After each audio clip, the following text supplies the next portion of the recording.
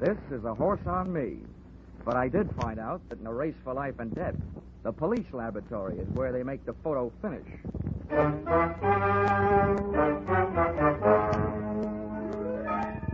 This is another in the adventures of America's fabulous freelance insurance investigator, Johnny Dollar. At Insurance Investigation, Johnny Dollar is only an expert. At making out his expense account, he is an absolute genius.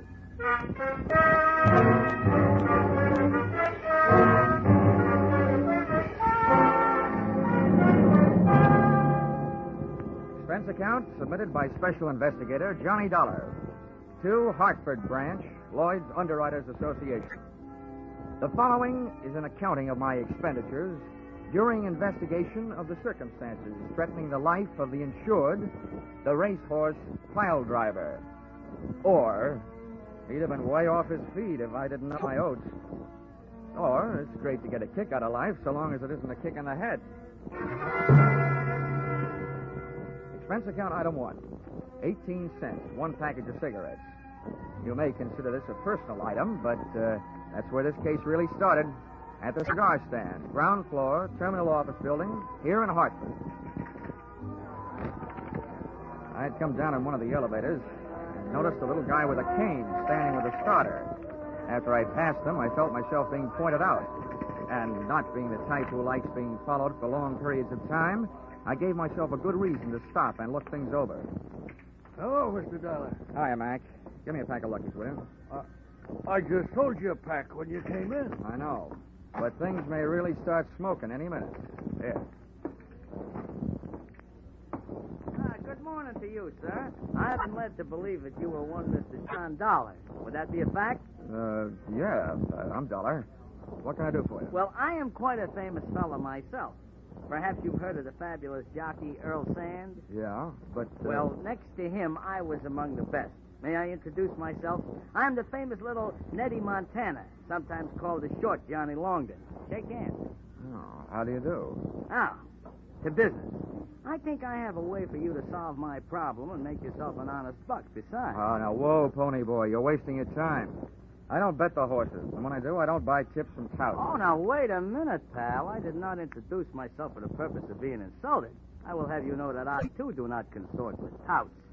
I will thank you to keep a civil tongue in your head. Oh, I can see this is going to be one of those days. What is your problem, mister? Well, it is a problem best not overheard by people in the lobbies of office buildings. But this much I can tell you. It is about a horse and $50,000 insurance. That is why I came to you. Well, I'd be richer if I'd known more about horses, and poorer if I'd known less about insurance. Maybe in this thing I can break even at least. Come on. I hope you are not too much of a purist to ride in a taxi. Little Nettie looked like he'd stopped growing physically at the age of 14. And every once in a while he talked like his mind had also called it quits at about the same time. The only thing slick about him was his hair. The only thing sharp, his clothes. Liars always talk too much, and little Nettie wouldn't say a word until we were inside my apartment.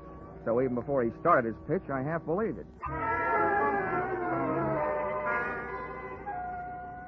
Well, to take it from the beginning, I was born in a stable, and that's not just a figure of speech. They brought the hot water in a feed bucket, so you can understand my deep affection for horses. Yeah. Now, on top of that, kindly consider this. Mm-hmm. One horse in particular, a very brave steed by the name of Piledriver, has not only made me very famous, but has also made me a very large pile of hay.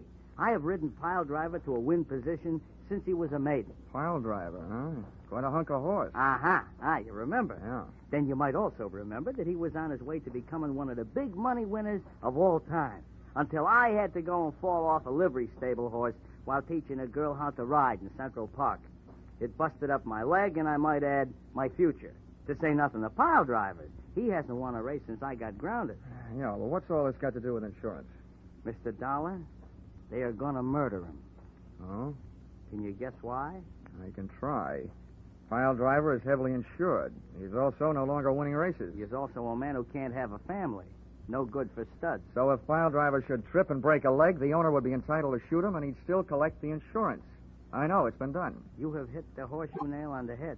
Mr. Dollar, I have a considerable bundle of money stashed away, and I am willing to devote a considerable lump of it to the purpose of saving Piledriver. Now, maybe you wouldn't understand such a thing, but I happen to love that horse. I understand it, Nettie. Where is he? Well, he is currently stabled at a track named Hiawatha. Oh, by the shores of Gitche Gumee? No, by the shores of Lake Michigan. This is located slightly north of a place called Chicago. 5 telephone calls and a few hundred questions later, I learned that Piledriver was insured by your company. Got the assignment and was on my way. So, expense account item 2, airfare, Hartford to Chicago, $57.72. Little Nettie insisted on coming along, and he kept the hum of the plane from being humdrum as follows. Well, Johnny, the gentleman who owns Piledriver is an old Kentucky mint-julep sponge named Colonel Faraday Bushnell. Mm-hmm. Now, this character has a very black heart hiding beneath a head of white hair. I see. I trusted him until I heard him say what he was going to do. From then on, I have been seriously tempted to wrap these hands around his neck and squeeze. All I can say is he had better not hurt Piledriver.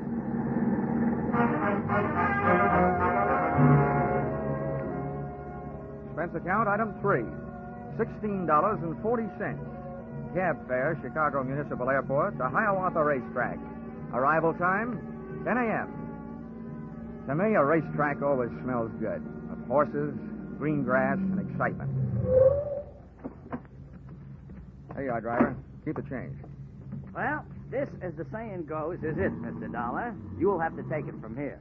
Okay. Oh, hey, one last word of warning. Watch out for his daughter, Lila. Well, why? Is she dangerous? To a guy like me? No. But to a guy like you, yes.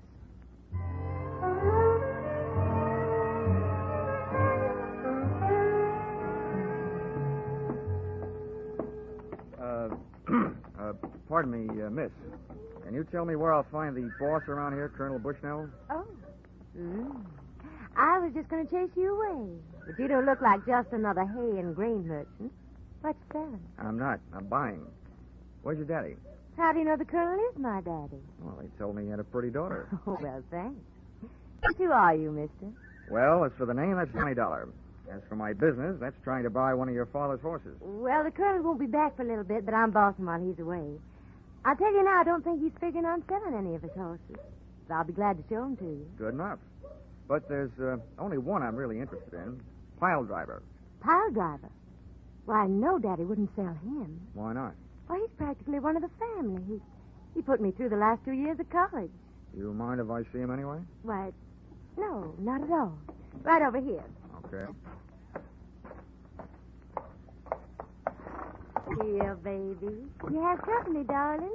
Meet Mr. Dollar. Whoa. Quite a horse. No, he's just a perfect dear, aren't you, darling? Mr. Dollar, why do you want to buy Piledriver? Oh, he's a great horse. Got a great record. Have you been following him lately? Yeah. Oh, I know he hasn't been winning. That ought to make his price cheap and the odds long when he gets back running. I just happen to think I can make a winner out of him again. But his spirit's all gone. How do you think you're going to do that? Well, if I told you, his price might go right back up. Johnny, darling, I can't help it, darling. Hey, wait a minute. Let go. Wait a minute. Please, darling, please.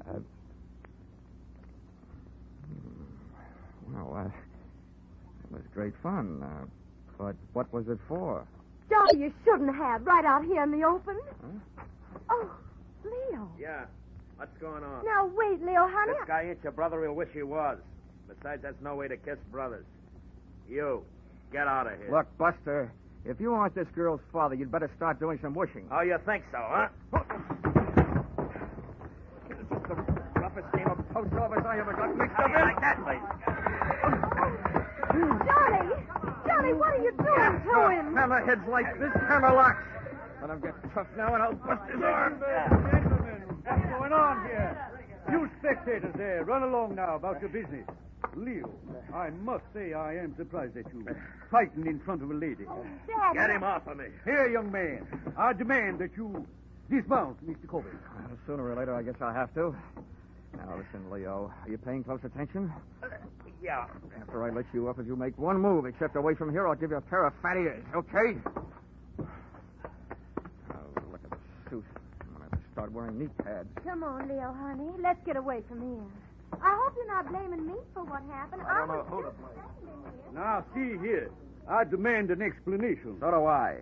I came here to get to the horse business, and I end up in a fight racket. Who is that guy? That gentleman, sir, is Leo Corbett, a brother horse owner. And I might do the favor of warning you that Mr. Corbett is a hard enough man in business dealings. But when it comes to my daughter, he's downright violent. Your daughter was downright impulsive. Maybe so. But Leo is hardly the type to stand by while some other fellow kisses his girl. And I saw that happen with my own eyes. Well, don't let it worry you, Colonel. I didn't come here to collect lipstick samples. Well, there's one thing I can be glad about in my encounter with Mr. Leo Corbett. What is that? That he isn't James J.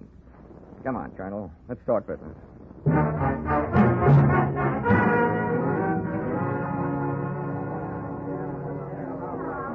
Hey, bartender. Hey, Mr. Dollar, over here. Oh, never mind. There's my man over there. How are you, Nenny? Oh, I'm fine. Hey, but you, where did you catch that mouse under your eye? Oh, I'm sharp as a trap, I am. You were so right about Miss Bushnell. She's not only dangerous, she's daffy. Huh? I didn't know she could hit that hard. Well, she didn't. Let's just say that she has a novel way of introducing people to her boyfriend. Oh. You know him? Leo Corbett? Well, if I knew any more, I'd be the racing commission's witness. He owns a string of very fast horses who run very slow until the odds get right. Then he bets them up to the brisket, wins himself a potful. It's also rumored that he is stiff competition to the Perry Mutual machines. He books big bets among the owners. Well, they'll catch up to him sooner or later. They always do. Amen. But about that human glue factory, my friend, the horse-killing colonel, what's with him? Well, I offered him $60,000 for Piledriver. Huh? That's $10,000 more than he'd get if he knocked him off and collected the insurance. Yeah, where are you going to lay your mitts on 60 G's? I haven't got that kind of dough. We don't need that kind of dough, little Nettie. You see, I told Bushnell that I was sending to California for my private vet, and that he'd be here in 3 days.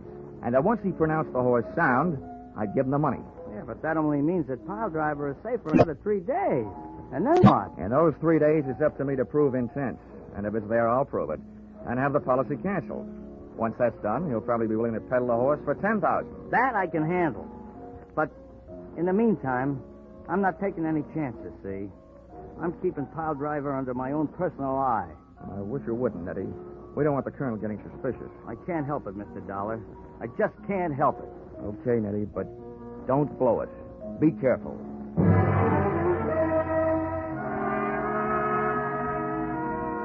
Like all racetracks, Hiawatha was surrounded by motor courts and bungalows with rooms for rent.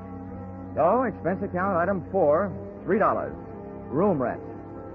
I set the tin alarm clock for 8 and my ear for any time and went most of the way to sleep.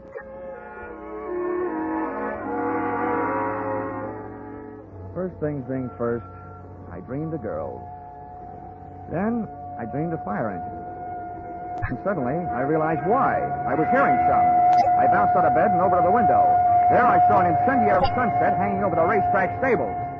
I jumped into my pants and into the landlady's car and got over there as fast as the 1929 Ford could take me.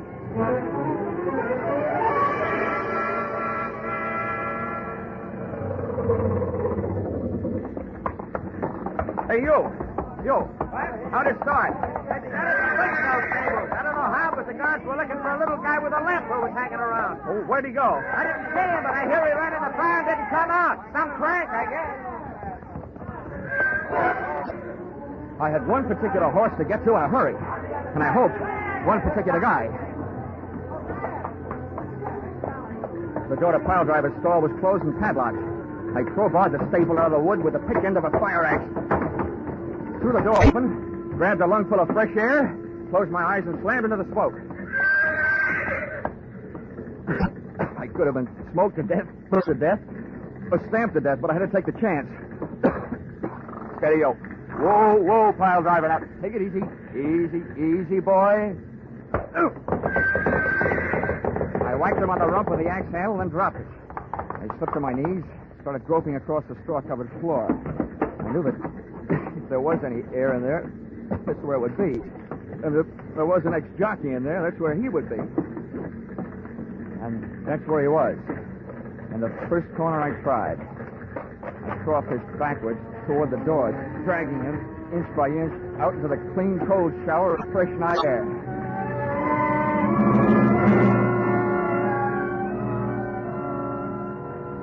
But I could have saved myself the trip. Little Nettie Montana was dead. He'd had a horseshoe hung on his forehead, but not for luck. And all I could think of at the moment was, a jockey's best friend is not always his horse.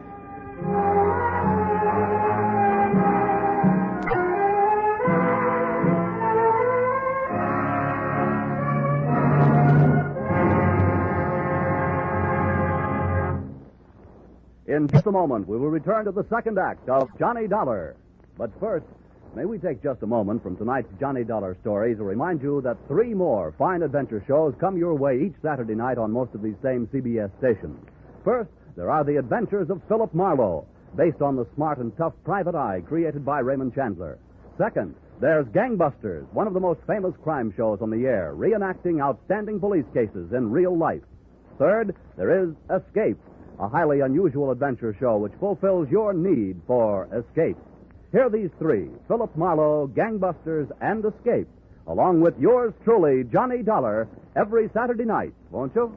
Tune in this fall for the shows that you love best of all. Listen carefully. Here's the address. It's CBS. Now, with our star, Charles Russell, we return to the second act of yours truly, Johnny Dollar.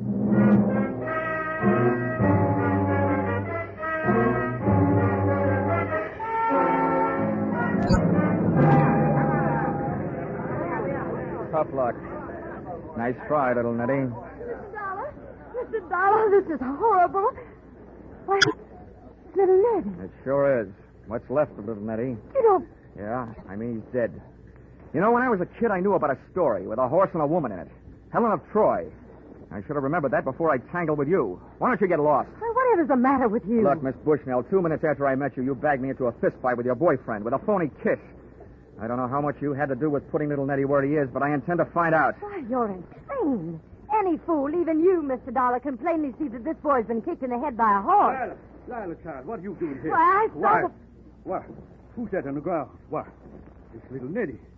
Don't tell me he's dead. What would you be if you got kicked in the head by a horse, Colonel? Why, the poor boy. I held this lad in deep affection until just a few months back. He was my best jockey. What on earth was he doing around here at this time of night? From all I can see, little Nettie swapped his life for Piledriver's. As swell as he was, it's a pretty big price to pay. Although I guess you wouldn't think so, would you? What? What's that? I demand an explanation of precisely what you mean, son. I mean that to some people, a dead horse is more valuable than a live one. Too bad you can't go count your money. I gotta take my friend to the morgue. An hour later, little Nettie was resting better than I was. I'd made my report to the police and was back pacing the floor of my rented room. There wasn't a long walk.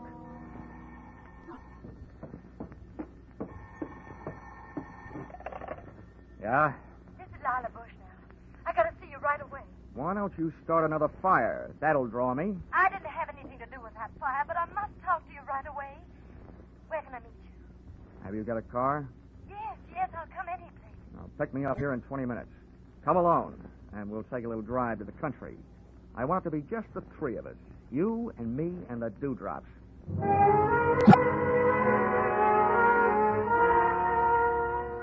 Dawn was making a dark gray promise in the sky when she picked me up, and a few easy-to-please birds had found something to sing about. During the first 5 miles, Lila denied everything except that she was a woman, and there was no hiding that. I had her pull in under a tree and said, "Well, then why'd you call me?" It was something you said to my father about a horse being more valuable dead than alive. You sold me out once. What are you planning on now? Selling out your old man? You women. You know, if the truth is ever told, it'll probably come out that Goldilocks cut her grandmother's throat to swipe the gold out of her teeth. Please don't make fun of me. Fun, she calls it. Well, if you got something to spill, get it off your chest. My father owes Leo Corbett $50,000. He lost it betting on Piledriver. Leo's been demanding his money, and Father doesn't have it. And I heard Leo practically order Father to destroy Piledriver for the insurance. And what did Daddy dear say to that? He said he'd do it. But I know he wouldn't. I know he didn't set that fire. How do you know? I just know, that's all. Now, that'll sound good to a jury. Why are you coming to me with all this stuff? Because you're our only hope. Can't you buy Piledriver right away? It would solve everything. Everything but one thing. What's that? Why did you go to all that trouble to get me punched in the eye? Oh, that. Yeah. I just wanted to show Leo that he wasn't going to have everything his own way. And you look strong enough to do it. Wow. That's a stupid answer. Why not? Makes a stupid kind of sense. She dropped me off at my rooming house where I dropped off to sleep. It was, however, only a 4-hour plunge. Expense account item 5, $6.50. Cab fare to headquarters, Homicide Division, Chicago Police. That's one city where the cops wear an old-fashioned star, but they sure do operate with a new-fashioned speed. As witnessed the enclosed report made by Lieutenant Craig 6 hours after filing of inquiry. According to the findings of the autopsy, Dollar, your hunch, or whatever you call it, was right.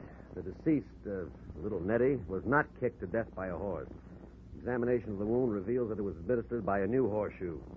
The shoe on a horse's hoof would have left traces of straw, etc. We'd say that the fatal weapon was swung by person or persons unknown.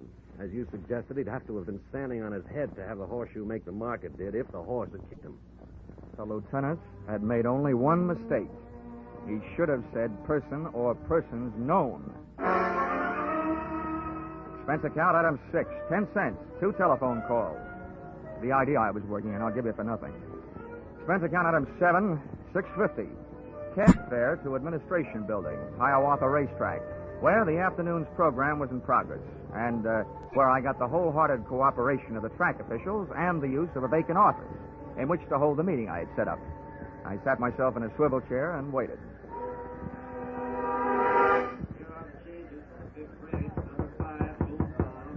Come in. Mr. Dollar, I can't tell you how happy I am that our transaction is about to be consummated. If you have the money with you, sir, Piledriver is yours. Now, wait a minute, Colonel. Let's not go consummating too quickly. But, my boy, you indicated over the telephone. I indicated over the phone just this. I said my offer was as good as it ever was. And to tell you the truth, it's not very good. No, see here.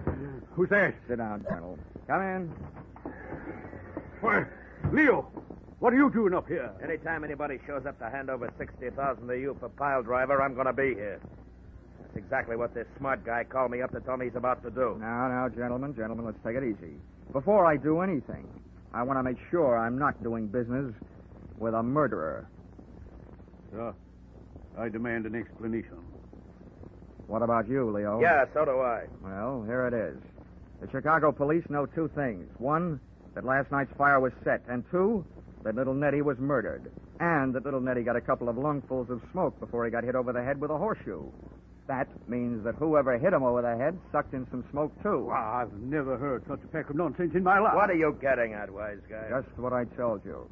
I don't want to do business with a murderer, especially $60,000 worth. But I've made it easy on you to prove that you aren't. You see, I got a doctor in the next room with portable X-ray equipment. If you've got fire smoke in your lungs, it'll show up. Now, how about it? Why, this is ridiculous. Why don't you leave the Dick Tracy stuff to the funny papers? Because I don't feel like laughing. Now, once more, how about it?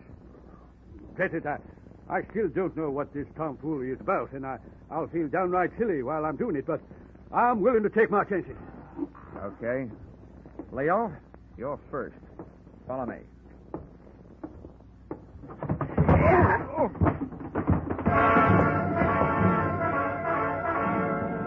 Turning your back on a murderer is no way to stay healthy, but very often it's a good way to get him to make his move. This one did, right out the door, knocking me down en route, and the chase was on. Out of the building and out toward the grandstand and the racing circle. And there they go. On the outside, Dreamy Boy by a neck. It's Proctor by a wing, and it's Williger by a head. And at the quarter, it's Dreamy Boy. It may have been Dreamy Boy at the quarter, and on the track, well, it was my quarry by 50 lengths as he headed up an aisle into the grandstand.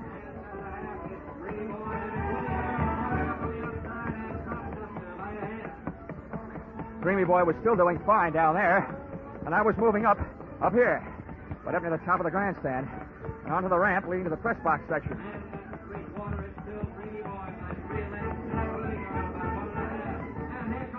flat, making his hold on the inside. Stand crossed.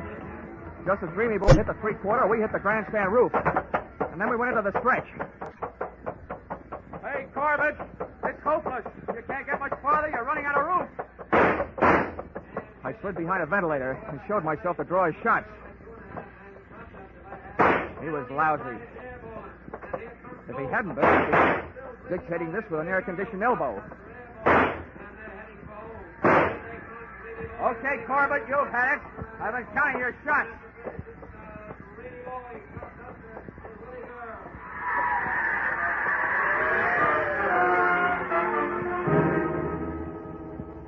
Corbett tried a few ventilators himself, and then apparently he decided the second time he fought me, he'd do better. He rushed in swinging. I was doing great trading punches, but he finally moved inside and threw one. I ducked low, but he came up fast with his knee. I sat down, and he took off, straight to the back corner edge of the pitched roof. He swung over the side and started to shinny down the 100-foot rain pipe. But that pipe was built to carry rain, not people.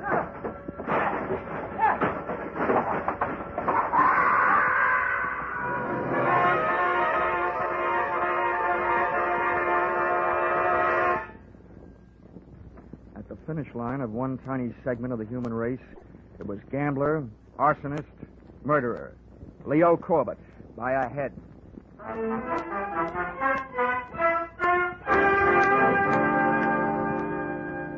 Expense account item 8.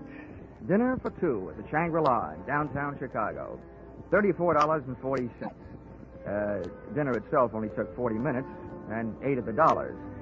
The rest of the evening and the money was spent listening to the story of her life. A story which would not by any means win any Pulitzer Prize, or for that matter, any husband. But sometimes when you're interested in a girl like Lila, you have to act like you're interested in what she's saying. Expense account item 9, $57.72. Airfare, Chicago to Hartford.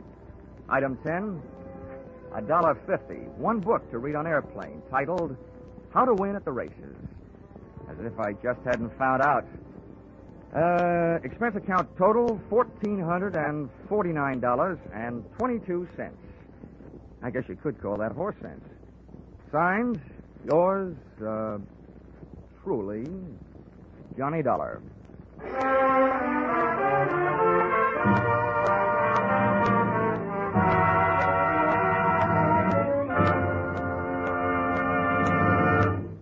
Yours truly, Johnny Dollar, is produced and directed by Gordon T. Hughes and stars Charles Russell.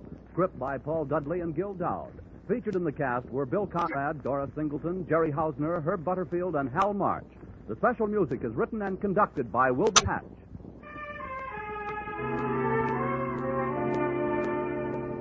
Be sure to be with us at this same time next week when another unusual expense account is handed in by Yours truly, Johnny Dollar.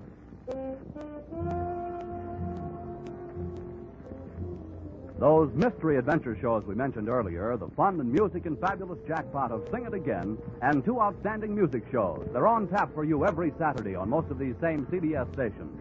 Gene Autry comes along with his Sagebrush Ballads, and Vaughn Monroe is due with his songs and his great orchestra.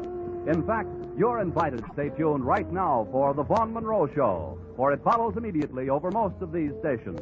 Paul Masterson speaking. This is CBS, the Columbia Broadcasting System.